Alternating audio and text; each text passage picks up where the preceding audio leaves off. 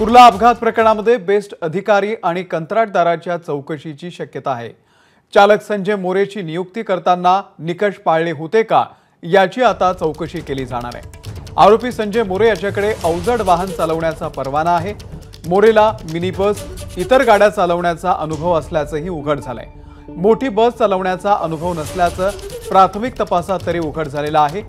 Best प्रशासनाशी बोलून आता पोलीस पुढची पडताळणी करणार आहे, चौकशी करणार आहे। आणि या संदर्भातले अपडेट घेऊयात। आमचे प्रतिनिधी सूरज सावंत सध्या आपल्या सोबत आहेत। सूरज, मोठे जे वाहन आहे ते चालवण्याचा अनुभव संतोष मोरे यांना नव्हता। काय नेमकी माहिती समोर येते आणि आता पोलिसांचा तपास कशा दिशेने सुरू आहे?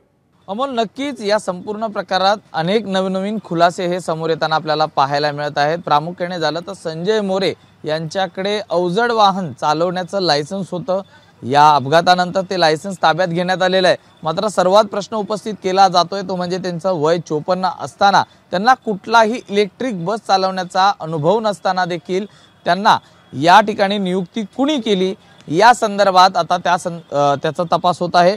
प्रामुख्याने म्हणजे नियुक्ती करताना बीएसटी प्रशासनाकडनं जे निकष आहेत या संदर्भातले हे पाळले गेले का हे देखील तपासलं जाणार आहे। आणि त्यानुसारच आता पोलीस बेसचे जे अधिकारी आहेत त्यांच्याकडे ही पडताळणी करतील, त्यांच्या संदर्भात जी चौकशी केली जाईल आणि त्यानंतर जी वस्तुस्थिती समोर येईल त्यानंतर पुढील कारवाई केली जाईल। मात्र सध्या तरी संजय मोरे यांनीच ही हैगत केली असल्याचं समोर आलेलं आहे।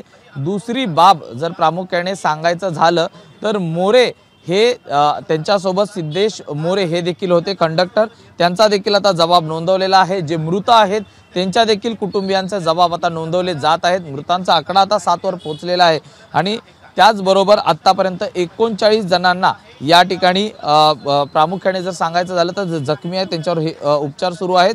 याआधी जर संजय मोरे छोटे मिनी बस चालवत होते आणि त्याचा त्यांना अनुभव होता, मात्र दुसरीकडे जर पाहिलं तर मोठी बस चालवण्याचा त्यांच्याकडे कुठलाही अनुभव नसताना त्यांना या बसेस वरती कुणी नियुक्त केलं हा प्रामुख्याने प्रश्न होता आणि त्याचाच अनुषंगाने तपास पोलीस करताना पाहायला मिळत आहेत। अवजड वाहन जे होतं त्याचं लायसन्स आहे ते देखील आता जप्त केलेलं आहे।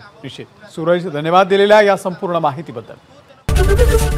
एबीपी माझा, उघडा डोळे बघा नीट।